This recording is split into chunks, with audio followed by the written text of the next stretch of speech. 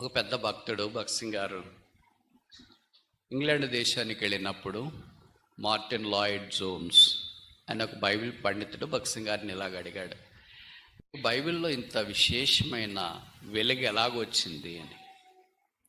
ఇప్పుడు మన వాళ్ళని అలాంటి ప్రశ్న అడిగినారు అనుకో, మనకు అసలు వెలుగుంటే కదా ఎవరన్నా అడగటానికి. ఒకవేళ పొరపాటున ఎవరన్నా అడిగినా మనం ఏం చెప్తాం, అంత వెలగలేదులేండి, ఏదో కంకార్డెన్స్లు చదివినాము, లేకపోతే యూట్యూబ్లో చూసినాము, వాళ్ళు చెప్పింది వీళ్ళు చెప్పింది విన్నాము, అది ఇదంతా సమకూర్చుకున్నాము, మనదంతా కట్ అండ్ పేస్ట్ కదా.